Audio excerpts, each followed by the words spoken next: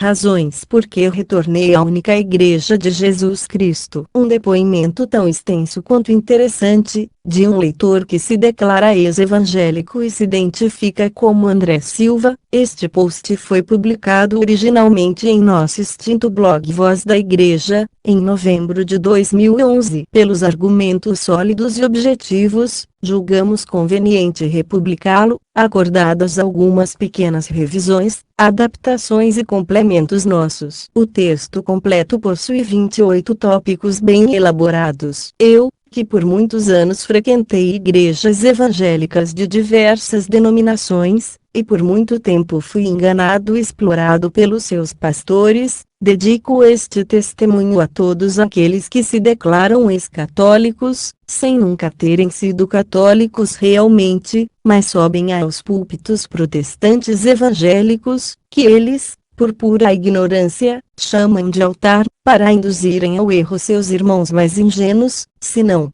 há sacrifício, não é altar, só existe altar na Igreja Católica. Não creio que um dia tenham sido católicos os que depõem seus falsos testemunhos dizendo que encontraram a salvação em alguma igreja evangélica, porque os verdadeiros católicos já encontraram Jesus e salvação na igreja que Ele mesmo nos deu, e não podem abandonar a comunhão com Deus, seu Criador e Salvador, a não ser que nunca tenham comungado verdadeiramente com o Senhor Jesus Cristo. Enumero abaixo as 28 principais razões por que deixei o protestantismo e retornei à primeira e única Igreja de Jesus Cristo. Espero sinceramente, com isto, poder salvar alguma alma do erro e da perdição eterna. 1. Princípio: só a Bíblia, sola Scriptura. Nada mais falso do que esse princípio. Os cristãos do primeiro século não dispunham da Bíblia, e nem os cristãos dos séculos seguintes. A canonização dos livros da Bíblia ocorreu somente no século IV. Na verdade, os cristãos só puderam contar com a Bíblia para consulta, como hoje, muitos anos depois da invenção da imprensa, que só aconteceu no ano de 1455. Então, será que o Senhor Jesus esperaria 15 séculos para revelar a sua verdadeira doutrina ao mundo? Se assim fosse, ele teria mentido, pois disse antes de partir para o martírio que estaria com a sua igreja até o fim do mundo. Confirme Mateus 28,19-20. Além disso, para que a Bíblia fosse a única fonte da revelação, seria no mínimo necessário que ela mesma se proclamasse assim. Este não é o caso, pelo contrário. A Bíblia diz que a Igreja é a coluna e o sustentáculo da verdade, 1 Timóteo 3,15, e não as Escrituras sozinhas. Nelas, Jesus Cristo diz ainda: vocês examinam as Escrituras buscando nelas a vida eterna, pois elas testemunham de mim. Vocês não querem vir a mim, para que tenham a vida. João 5,39-40. Eles examinavam as Escrituras, mas isso não bastava. Aí está o Senhor, dizendo claramente que não bastam as Escrituras para se chegar a Ele. Sim, a Bíblia diz que as Escrituras são úteis para instruir, mas nunca diz, em versículo algum, diz que exclusivamente as Escrituras instruem, e menos ainda que somente as Escrituras valem como regra de fé. O sola Scriptura é uma invenção humana sem nenhum fundamento. E a Bíblia também diz que devemos guardar a tradição. Confirme 2 Tessalonicenses 2,15 e 2 Tessalonicenses 3,6 e outros. Por que rejeitar essas passagens só para contrariar os católicos? Ao rejeitar a tradição, os chamados evangélicos contrariam a Bíblia. 2. Princípio: só a fé salva, sola fide. A Bíblia ensina que a fé sem obras é morta, na Epístola de Tiago, 2,14-26. A mesma Bíblia também ensina que o cristão deve perseverar até o fim para ser salvo, Mateus 24,13, e acrescenta que seremos julgados, todos, por nossas ações boas ou más. São muitas as passagens que falam do grande julgamento futuro e, sendo assim, é um ensinamento falso que alguém já esteja salvo só porque aceitou Jesus. Não basta ir à frente de uma assembleia e dizer: aceito Jesus como meu Senhor e Salvador para ganhar o céu. Não, não. É preciso muito mais do que isso. Conversão não é da boca para fora. É preciso que cada um tome a sua cruz e siga o Senhor, que, aliás, nunca prometeu prosperidade para quem o seguisse. Portanto, é totalmente mentirosa a afirmação de que basta ter fé para ser salvo. Ora, os demônios também creem, tremem.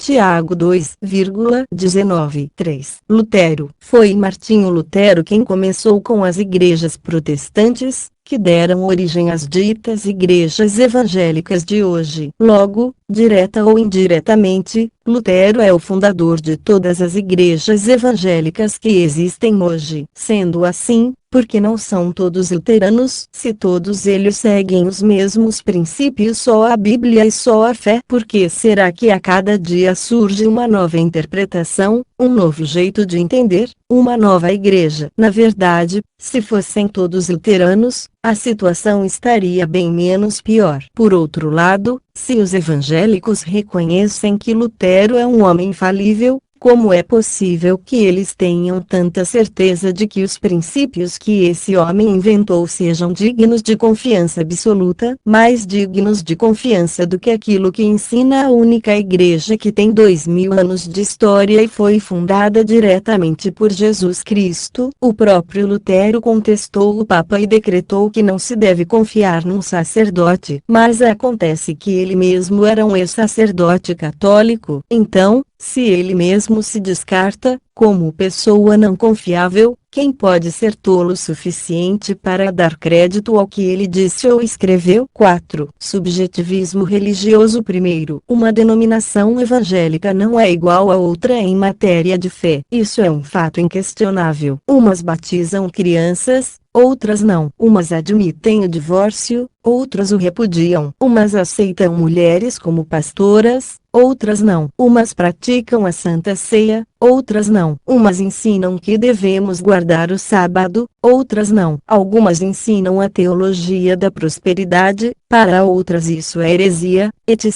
etc. Por aí vai. Tem bispo evangélico que defende até o aborto, só porque a Igreja Católica é contra. É comum ouvirmos frases como estas: nesta igreja está a verdade, ou Deus levantou este ministério, ou ainda a tua vitória está aqui. Mais comum ainda é os pastores dizerem que as igrejas deles são ungidas. Ora, se todas essas igrejas ditas evangélicas são tão diferentes entre si, e a verdade é uma só, como é possível um evangélico ter certeza que está no caminho certo, ou que o seu pastor está pregando a verdade, se existem tantos outros pastores, que também dizem seguir a Bíblia e afirmam que são ungidos, que discordam dele? 5. Subjetivismo religioso. Segundo, cada crente pode interpretar a Bíblia do jeito que quiser, segundo a tese protestante de Lutero. Mas todos nós sabemos que um crente não concorda com o outro em todas as coisas. Muitas vezes divergem entre si mais do que convergem, porque cada qual interpreta a Bíblia do seu jeito, e nem poderia ser diferente. Então, como é possível um evangélico ter a certeza de que está certo na sua interpretação? E por quê, meu Deus? Porque apenas a interpretação da Igreja Católica é que está completamente errada, em tudo. Essa é a mais cruel de todas as incoerências das igrejas ditas evangélicas. Praticamente todas elas se reservam de criticar outras denominações evangélicas, mas são unânimes em criticar a Igreja Católica. O mais incrível é não perceberem que, agindo assim, estão cumprindo as profecias bíblicas do próprio Senhor Jesus Cristo: sereis odiados de todos por causa do meu nome. Lucas 21,17.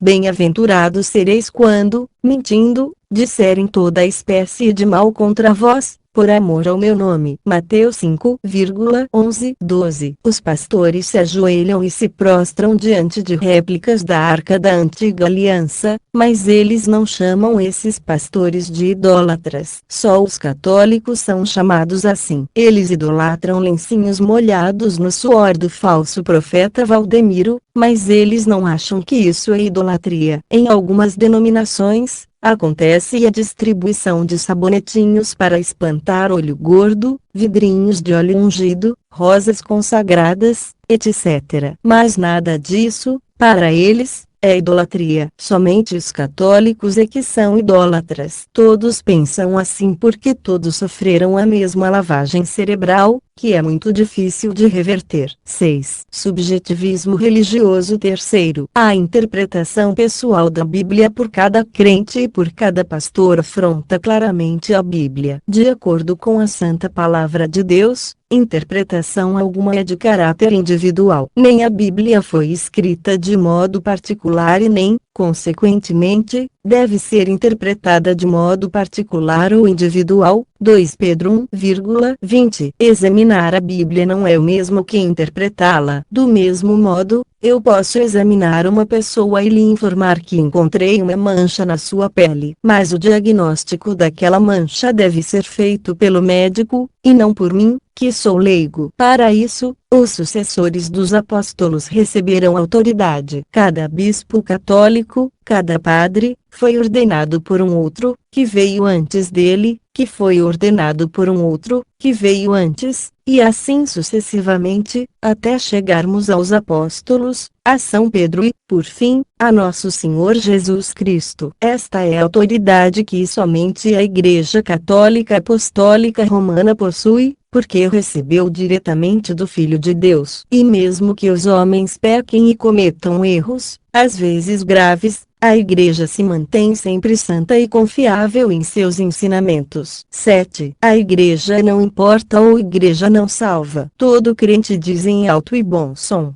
placa de igreja não salva ninguém. Ora, se igreja não salva ninguém e cada um pode interpretar a Bíblia pessoalmente, então para que frequentar alguma denominação? Quando ocorre algum escândalo envolvendo algum pastor, o crente também diz: olha para Jesus e não para o pregador. Mas se o pregador não dá exemplo em sua vida pessoal, e a doutrina evangélica depende da interpretação pessoal da Bíblia, o risco de ele interpretar e ensinar errado é altíssimo, para dizer o mínimo. E se esse pastor ensina tolices e princípios contrários ao verdadeiro cristianismo, porque eu deveria ouvir o que ele diz? Não é possível olhar para Jesus assim. Pelo contrário, isso só vai me levar a olhar na direção contrária. Isso só vai colocar em risco a minha alma. Se cada crente pode interpretar pessoalmente a Bíblia, se a igreja não salva ninguém e o pastor não é confiável, porque ele é só um homem falível,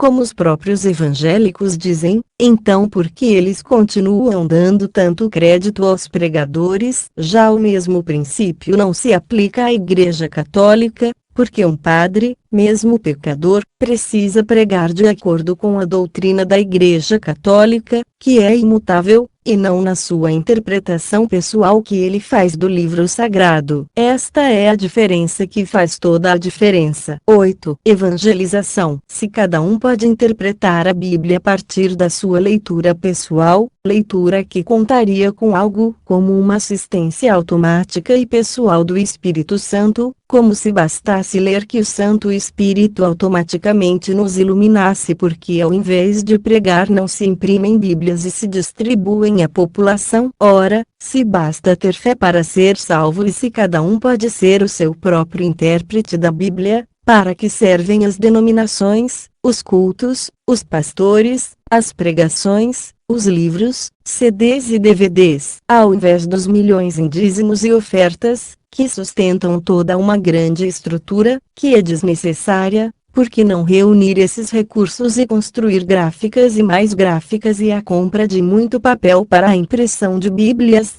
Bíblias e mais Bíblias, e distribui-las para todos aqueles que não conhecem Jesus. Eu digo por quê? Porque os pastores fazem questão de se encarregar da tarefa de interpretar a Bíblia para os ignorantes e ingênuos que os seguem. E essa interpretação deturpada, que não tem nada a ver com a mensagem original dos evangelhos, lhes serve de sustento. Os evangélicos pensam que entendem a Bíblia, mas na verdade tudo o que eles conhecem é a interpretação pessoal deste ou daquele pastor. Os pastores, com suas milhares de igrejas, querem ser como pedágios no caminho que é Jesus. 9. Interpretação bíblica. Agora, se cada um pode interpretar a Bíblia e se todas as interpretações estão corretas, mesmo que sejam todas diferentes entre si, então por que só a interpretação católica está errada? A Bíblia só pode ser interpretada se a pessoa está sob o rótulo de evangélico. Ora, mas nesse caso, o que salva não é a fé, é o rótulo. E se for assim, ao contrário do que eles afirmam, a placa da igreja ou o rótulo de evangélico é que salva. Pela visão protestante, milhares e milhares de denominações estão corretas nas suas interpretações bíblicas, mesmo que sejam contraditórias entre si. Todas elas estão certas e apenas uma está errada, a da Igreja Católica. Justamente a igreja que todos sabemos que foi a primeira a existir aqui, para eles, não conta com a assistência do Espírito Santo. Nesse caso, Jesus teria mentido quando disse que os portais do inferno não prevaleceriam contra a igreja, Mateus 16,18, pois o inferno teria triunfado contra a primeira igreja, e também quando disse que estaria com a sua igreja até o fim do mundo, ele só se faria presente nas comunidades que carregam o rótulo evangélica. 10. O Pai Nosso. A oração é bíblica. Foi ensinada diretamente pelo Senhor Jesus. Mesmo assim, o evangélico a repudia. Porque, para não parecer católico, o crente jura defender a Bíblia, mas é o primeiro a não obedecê-la. Ele decidiu que não irá recitar o Pai Nosso e fim de papo. E pior, quem o faz está errado, ainda que esteja obedecendo a Bíblia. O crente se acha melhor do que Jesus, mais cristão do que o próprio Cristo. Jesus fez a oração do Pai Nosso, e disse que deveríamos rezar assim, mas o evangélico não tem que fazê-la. 11. Maria. Isabel, que ficou cheia do Espírito Santo com a visita de Maria, chamou a mãe do meu Senhor. Mas o crente a chama a mulher como outra qualquer. Isabel recebeu o Espírito Santo com a chegada de Maria, grávida de Jesus Cristo, Deus Todo-Poderoso. O evangélico fica cheio de ira quando se menciona o nome de Maria. João Batista, o maior dos santos, estremeceu no ventre de Isabel ao ouvir a voz de Maria. O crente se enfurece quando ouve o nome Maria. A Bíblia diz que Maria será chamada bem-aventurada por todas as gerações. O crente a chama de mulher pecadora como qualquer outra. O protestante rasga os textos sagrados e jura defender a Bíblia. Seguem o que querem e desprezam o que não lhes interessa. 12. O sacramento da confissão. A Bíblia é clara, aos apóstolos foi dado o poder de reter e de perdoar pecados, Lucas 20,21-23. Os apóstolos se foram, mas deixaram seus continuadores, para continuar a igreja, que seria acompanhada por Jesus Cristo até o fim do mundo. Mas como eles poderão fazer uso desse poder e dessa autoridade de reter ou perdoar os nossos pecados se nós não lhes confessarmos? Desnecessário falar mais a respeito de coisa tão clara. 13. Fundação de novas igrejas cristãs. A Bíblia não faz qualquer referência a milhares de igrejas, diferentes e separadas, cada uma seguindo uma doutrina particular, pelo mundo afora. Mas para fundarem suas denominações, os evangélicos não fazem questão da tal da base bíblica de que tanto falam. A Escritura diz que devemos ser um só corpo, com uma só fé e um só batismo, Efésios 4,5. Eles fazem o contrário. Dividem-se, subdividem-se, outra vez e outra. Sempre que um pastor não concorda com outro, separa-se dele, deixa aquela congregação e funda uma nova igreja. Os crentes fazem a mesma coisa, seguindo o exemplo dos seus pastores. Se uma igreja não está agradando, procuram outra mais ao seu gosto. Os mais espertos logo se declaram ungidos, assumem o título de pastores e fundam as suas próprias igrejas, do jeito que acham mais certo, ou, em alguns casos, do jeito que dá mais lucro, pelo que percebemos, segundo a sua própria interpretação particular da Bíblia. E todos dizem que estão sendo guiados por Deus. Existe um Deus ou muitos deuses? Se é um só Deus, como tantas igrejas podem ensinar coisas diferentes, e todas elas estão certas, menos a católica? Eles fragmentam o corpo e pulverizam a mensagem do Evangelho. Fazem o contrário do que o Senhor nos ordenou. Basta um crente discordar do outro, e isso é a coisa mais fácil de acontecer, que já surge uma nova denominação. Seus líderes podem ter visões ou revelações para fundarem novas denominações. E, de novo, somente as revelações católicas, aprovadas pela Santa Igreja, é que são completamente refutadas. O crente acredita naquilo que deseja, e nada mais. Simples assim. E rejeita tudo o que é católico. Usam sempre 2 pesos e 2 medidas. O pastor falou que teve uma revelação, todo mundo engole. Nessa hora ou prove-me biblicamente ou mostre-me onde está na palavra de Deus, que tanto a usam para confrontar os católicos, não tem qualquer importância. 14. Julgamento dos homens. Embora nos evangelhos Jesus Cristo nos ensine, e insista muito nisso, que não devemos julgar as pessoas, o que o evangélico mais faz é julgar os erros dos católicos, especialmente os que dizem respeito aos sacerdotes. Mais uma vez a Bíblia é desprezada. Fazem pior, ao mesmo tempo em que são implacáveis com os católicos, são tolerantes com as outras igrejas evangélicas. São muito tolerantes para com os falsos profetas que se apoderam dos títulos de bispo, pastor ou apóstolo. Para falar destes,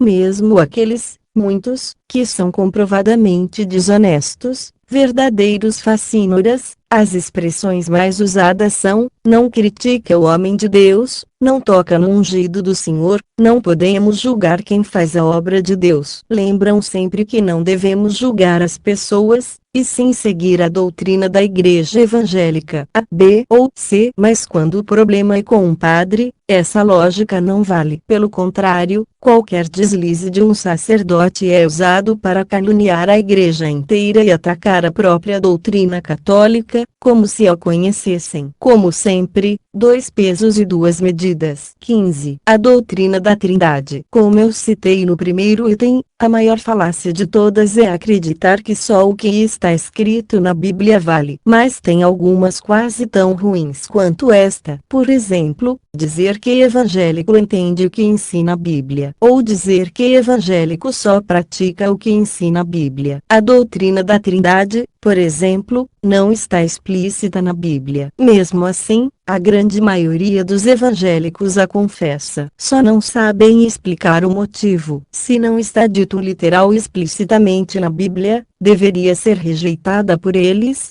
por uma questão de coerência. Mas por que a maioria professa tal doutrina? Porque os concílios católicos assim definiram, e Lutero, ex-monge católico, os acatou. É sempre assim. Alguns evangélicos, em alguns momentos, seguem Lutero. Outros, em alguns outros momentos, o rejeitam. Depende da conveniência de cada crente, em cada situação. O purgatório também está implícito na Bíblia, e a maioria deles rejeita. A doutrina da Trindade está implícita na Bíblia e a maioria cata. No fim, é sempre o que o evangélico quiser, e nada mais. Eles criticam que a doutrina da Igreja Católica seja infalível, acham um absurdo crer que o Papa seja, assistido pelo Espírito Santo, infalível para definir a doutrina cristã. Mas cada evangélico se vê a si mesmo como infalível, como se fosse seu próprio Papa. Ele cria a sua doutrina particular a partir das escolhas que faz. Simples assim. Ele decide que textos da Bíblia irá seguir e quais rejeitar. Ele escolhe o que quer seguir de Lutero, Calvino e Wesley. Junta tudo isso com a sua própria interpretação individual e também filtra aquilo que vem de outros crentes e outros pregadores, somando o que acha interessante, descartando o que não lhe agrada. Assim é que o protestante monta a sua própria religião, e, fazendo-se sábio aos seus próprios olhos, torna-se o grande apologista de sua própria doutrina. A verdade não importa. Entender o que a Bíblia realmente diz não importa. Só importa o que ele acha, o que ele escolhe acreditar. 16. Desunião. Tudo que o evangélico brasileiro como mais despreza é a instrução. Então, eles inventam cursos e elaboram aulinhas em suas congregações, baseados, como sempre, no que eles acham,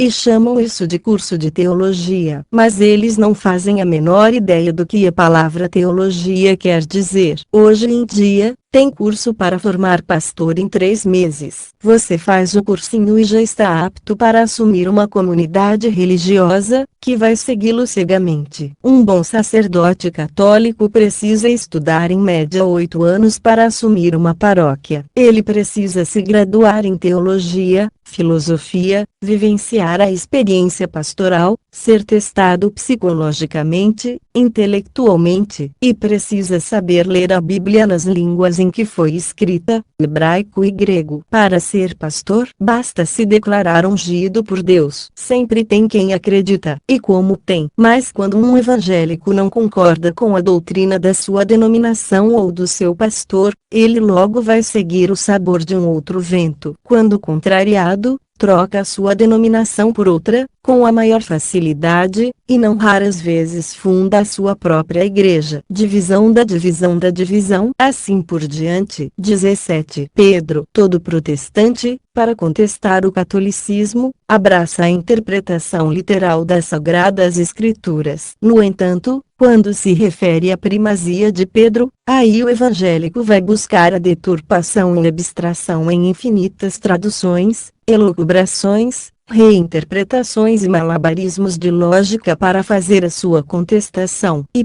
claro, a interpretação que o crente vier a escolher é a certa. Se precisar, ele vai buscar no grego arcaico traduzido do aramaico, no latim, no hebraico, nos textos de Lutero, de Calvino, nas opiniões de outros pregadores, nos livros de autores protestantes e assim por diante. Tudo, menos abrir os olhos e simplesmente ler o que está escrito muito claramente lá no Evangelho segundo Mateus, capítulo 16, versículo 18. Isso porque o mais importante para todo evangélico é nunca concordar com o catolicismo, negar até a morte que Jesus tem afirmado sua igreja sobre Pedro. Negam a autoridade que Jesus deu a Pedro e o poder das chaves, que ele recebeu diretamente do próprio Senhor para ligar e desligar na terra como no céu. Negam estas verdades e tudo o que elas implicam. Nessa hora, pouco importa o texto bíblico. Os defensores da leitura literal da Bíblia de repente a desprezam. E fica tudo bem, afinal, todos eles são homens e mulheres de Deus. Só os católicos é que estão errados, sempre. Os pastores e pastoras estão todos certos, certíssimos, até mesmo quando ensinam o contrário do que a Bíblia ensina. 18. Povo de Deus. Todo evangélico denomina a sua própria comunidade como o povo de Deus, e por extensão, considera como pertencente a este mesmo povo todo e qualquer crente de outra denominação. Todos são irmãos em Cristo. Não importa que doutrina outro evangélico pregue ou pratique, desde que não seja católico. Não importa nem mesmo se ele não conhece o outro evangélico ou a sua denominação, ele sempre o considerará um irmão. Mas um bom católico, ainda que viva uma vida santificada, nunca será considerado irmão em Cristo ou povo de Deus por essas pessoas. O crente não só despreza a Bíblia, como também toma o lugar de Jesus como único juiz e ainda antecipa o julgamento de todos os homens. 19. Obras de Lutero. Alguém conhece um protestante que tenha lido alguma obra de Lutero? A maioria nem sabe quem ele foi. Sumiram todas as obras de Lutero. Também,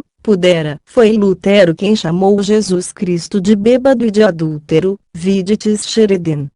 Conversas à Mesa, 1472, edição de Weimar, volume 2, página 107, Apo de Franz Funk Brentano, Martim Lutero, editora Vexti, Rio de Janeiro, 1956, página 151. Foi de Lutero que os evangélicos aprenderam só a Bíblia e só a fé, mas a maioria deles nem sabe disso. 20. A Eucaristia e o Espírito Santo. O Senhor foi claro: seu corpo é verdadeiramente comida, seu sangue é verdadeiramente bebida. João 6,55. Quem se alimenta de sua carne e bebe do seu sangue tem a vida eterna. Ele próprio disse que é o pão vivo que desceu do céu. Está na Bíblia. Mas como de costume, na hora de renegar a fé católica, a Bíblia não importa. Despreza-se o texto bíblico e tudo bem. Afinal, todos os pastores são ungidos e profetas. Qualquer dorzinha que alivie na hora do culto é logo proclamada, aos berros, como um milagre. Com impressionante facilidade atribuem tudo o que se fala ou se faz durante o culto, como pular ou cair no chão,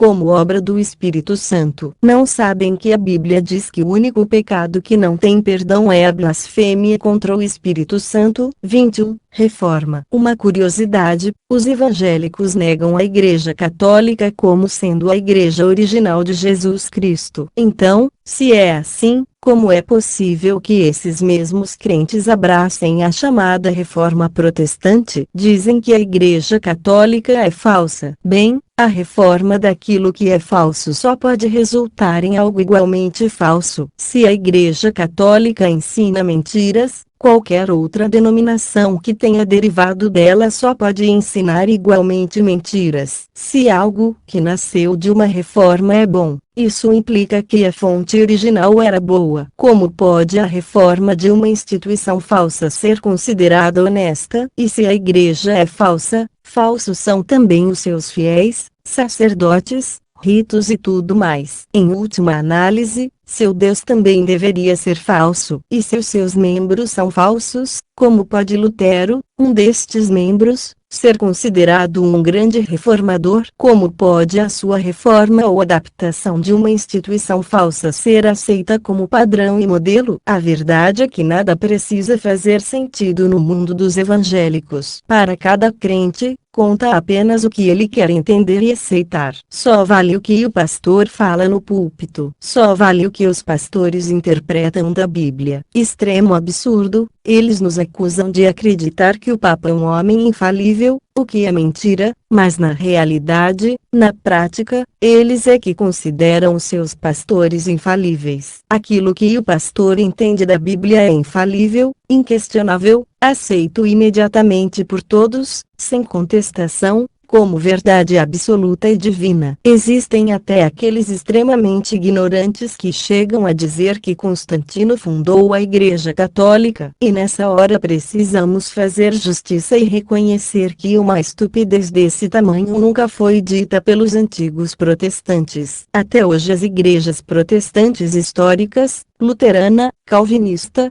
presbiteriana, etc., reconhecem que a Igreja Católica é a igreja instituída por Cristo sobre a terra e que se não fosse por ela nós nem teríamos a Bíblia. Hoje, o que eles dizem é que a primeira igreja se perdeu no meio do caminho, o que é um absurdo tão grande quanto qualquer outro. Mas pelo menos eles têm a hombridade e a decência de não tentar negar o óbvio, não brigar com a história, não tentar argumentar contra um fato concreto. Agora, retomando meu ponto, se essa tolice sobre Constantino fosse verdade, então os evangélicos estariam abraçando uma reforma da Igreja de Constantino. Puxa, eles rejeitam a Igreja de Constantino, mas aceitam a Igreja de Constantino reformada. É para rir ou para chorar? 22. A tradição. A Bíblia Sagrada nos orienta que guardemos as tradições. Então, irmãos, estai firmes e guardai a tradição que vos foi ensinada, seja por palavras, seja por epístola nossa. 2 Tessalonicenses 2:15. Mandamo-vos, porém, irmãos, em nome de nosso Senhor Jesus Cristo, que vos afasteis de todo o irmão que anda desordenadamente, e não segundo a tradição que de nós recebeu. 2 Tessalonicenses 3:6. Algumas passagens, como estas, são explícitas, mas existem muitas outras que afirmam a mesma coisa, direta ou indiretamente. A tradição é tão importante quanto a escritura, até porque a escritura é a tradição por escrito, e a igreja não tinha como se basear na Bíblia até pouco tempo antes de Lutero. Foram milênios em que os cristãos foram conduzidos, principalmente, na tradição e pelo magistério da igreja. Mas os evangélicos lançam ao lixo a tradição. A pergunta que não quer calar, porque os evangélicos, que dizem que observam a Bíblia como regra exclusiva, não guardam a tradição, se a Bíblia mesmo ensina o contrário? Eu sei a resposta, é porque, no fundo, para eles pouco importa o que diz a Bíblia. O que eles conhecem bem e observam como regra exclusiva não é a Bíblia, mas sim a interpretação pessoal que cada pastor faz da Bíblia. Aqueles que juram defender a Bíblia são os primeiros a contrariá-la, simplesmente porque não a conhecem de fato. 23. Batismo de crianças. De onde os evangélicos tiraram que a pessoa deve ser batizada somente depois da idade adulta? Alguns chegam a querer se comparar ao próprio Senhor Jesus Cristo, dizendo que se ele foi batizado depois de adulto, nós devemos fazer a mesma coisa. Como alguém consegue escutar um absurdo desse sem chorar nem morrer de rir? Jesus Cristo é Deus, e foi ele mesmo quem instituiu o batismo. Além disso, o batismo que ele recebeu de João,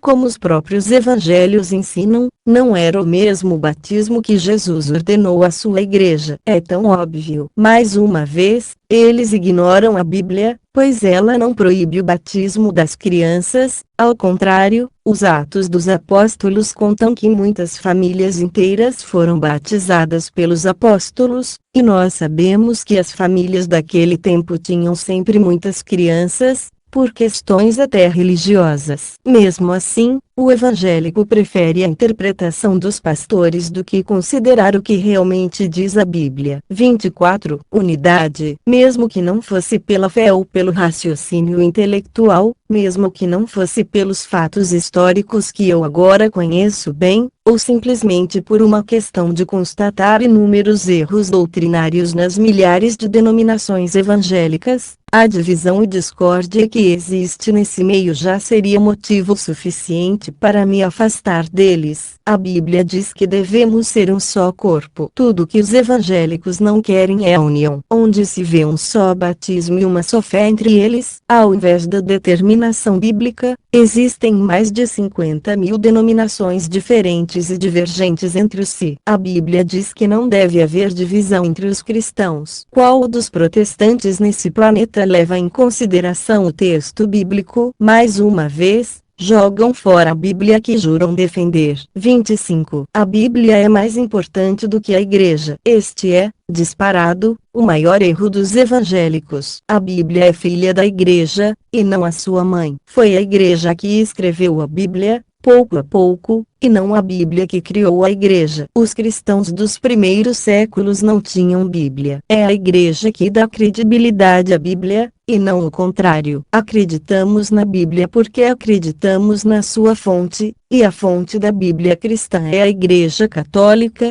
por meio da qual Deus a entregou à humanidade. A Igreja Católica foi a responsável pela compilação, canonização e preservação dos textos da Bíblia. Quem não acredita na Igreja não deveria acreditar na Bíblia. Nem mesmo Lutero chegou ao absurdo de separar tão radicalmente a Bíblia e a Igreja. Não é a Bíblia que define a Igreja. A Igreja é que definiu e define a Bíblia, por inspiração divina. Dizer que Deus está preso à Bíblia e dela não pode fugir é algo escandalosamente mentiroso e blasfemo, mas eu ouvi, pessoalmente, homens que se dizem pastores afirmando exatamente isso, que Deus não pode agir contra a Bíblia. Ora, Deus não conhece limitação de espécie alguma. A Bíblia é um instrumento sagrado e muito especial, uma arma do cristão para ser usada no combate, e não uma regra imutável da qual nem Deus escapa. Dizer isto é blasfêmia. Acaso é o Criador menor do que a criatura? Aquele que chama todas as coisas à existência está preso às interpretações das milhares de denominações ditas evangélicas da Bíblia. O que vejo por aí é religião do livro. Bibliolatria pura. Bibliolatria porque a Bíblia torna-se como um ídolo para todos e os seus intérpretes que se julgam sábios aos seus próprios olhos, tornando-se eles também ídolos de si mesmos. A Igreja Católica não propõe a religião do livro, mas a religião da palavra viva e encarnada, do Verbo do Deus vivo, que deve ser adorado em espírito e em verdade. A religião da palavra de Deus que não se limita à letra, mas é o próprio Jesus Cristo, que se doa em corpo, alma e divindade no Santíssimo Sacramento do altar. Este eles não conhecem, por isso blasfemam contra ele. 26. Intercessão. Inúmeras são as passagens bíblicas que falam sobre a intercessão de santos e anjos. Tudo ignorado pelos protestantes. No entanto, eles oram uns pelos outros e também pedem orações aos pregadores ungidos. A Bíblia diz que muito vale a oração de um justo, mas diz também que não há justo algum sobre a terra. Sabendo que a Bíblia não é contraditória, de que justos estamos falando? Acaso aqueles que já foram julgados, e contados entre os salvos, são menores do que aqueles que ainda vivem por aqui? Se nós, que somos injustos, podemos interceder uns pelos outros, não poderão muito mais aqueles que já estão na glória eterna. 27. Sacrifício, mediação e intercessão. É intolerável afirmar que os católicos creem em outros mediadores além de Jesus. O mediador para nossa salvação, entre Deus e nós, é Cristo, que com seu sacrifício eterno e eficaz nos resgatou na cruz. Só Jesus, sendo Deus, suportou as piores dores,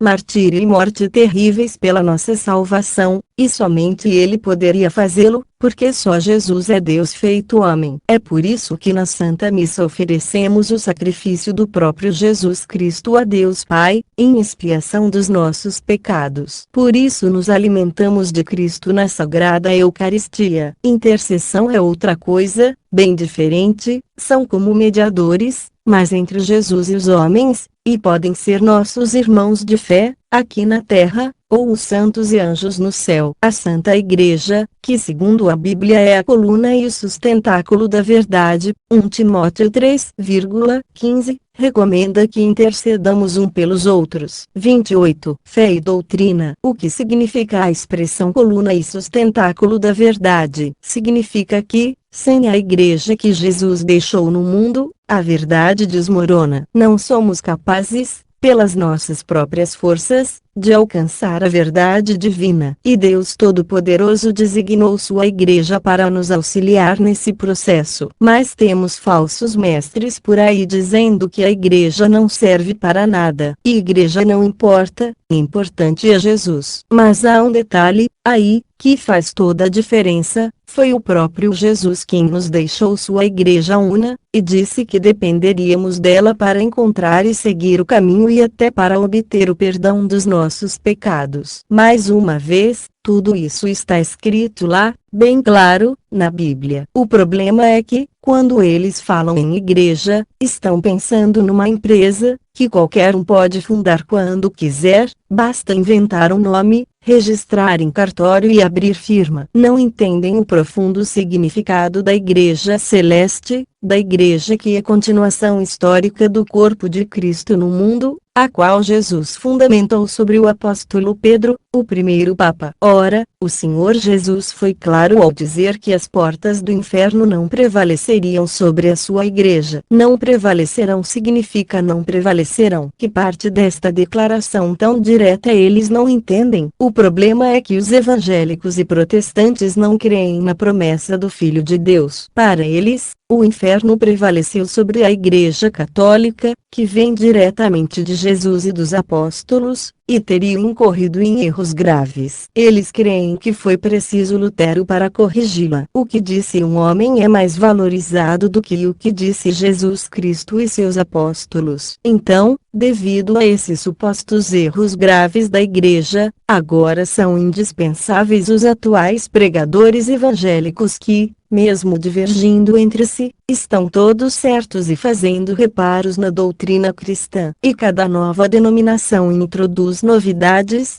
ritos e hábitos novos. De Lutero ninguém nem se lembra mais. Ora, ou Lutero acertou ou Lutero errou. Ou Deus levantou Lutero para corrigir os erros do catolicismo ou não levantou ninguém. E se Deus tivesse levantado Lutero, quem é o evangélico para continuar reformando aquilo que Deus já teria reformado? Mas para o evangélico, Jesus mentiu. As portas do inferno prevaleceram sobre a Igreja e sobre o cristianismo, por 1500 anos, até nascer Lutero para restaurar a verdade. E se não fosse o Santo Lutero, até hoje o cristianismo que se creu e praticou desde o início seria falso. Mas o evangélico não permaneceu com Lutero, menos ainda com Jesus. Conclusão: o evangélico amarrou uma pedra ao pescoço e se lançou ao mar. Para ele, Jesus, depois do sofrimento atroz e do sacrifício, deixou o homem por conta própria. Cada um que interprete a Bíblia como puder. O Jesus deles diz algo mais ou menos assim: virem-se, leiam a Bíblia, interpretem-na, escolham uma denominação qualquer, porque igreja não importa. Eu deixei minha própria igreja só de brincadeira, isso não faz a mínima diferença. Fundem igrejas novas se não gostarem de alguma denominação, contestem seus próximos, ofendam aquela que escolhi para ser minha mãe e odeiem os católicos. Assim vocês se salvarão. O Jesus em que nós cremos não é assim. Seu desejo é que nenhum de nós se perca. Por isso nos deu nossa Santa Mãe Igreja para nos apontar o caminho, sem erro. Ele sabe que o coração humano é incerto e contestador. O apóstolo Paulo confirma que nosso julgamento é sempre tendencioso. Por isso mesmo, Cristo prometeu que estaria com a sua igreja até o fim dos tempos. É sem dúvida infinitamente mais seguro ser católico. E se alguém quiser criar um texto para me responder, com o título "Por que não sou católico?", vou dar uma ajuda. Porque alguém deixa de ser católico? Primeiro, ninguém que seja realmente católico deixará de sê-lo. Os falsos católicos, aqueles que estão apenas fazendo número no meio do povo de Deus, esses deixam de frequentar a igreja quando se decepcionam com alguma coisa e o fazem por arrogância, soberba e presunção. Parece-me que a maioria o faz por ignorância pura e simples. Tratam-se de pessoas que não estudam, que não se interessam, não procuram conhecer a sua própria igreja e religião. Presumir que tudo sabe e não aceitar qualquer tipo de correção ou instrução é típico do evangélico comum. E foi exatamente assim que a antiga serpente tentou o homem e a mulher, prometendo: vocês serão como Deus, conhecerão o bem e o mal por conta própria. Ser um divisor por natureza já é motivo para fundar uma igreja e contestar aquela que Jesus deixou sobre a terra. Fonte: O Fiel Católico. http://www.ofielcatólico.com.br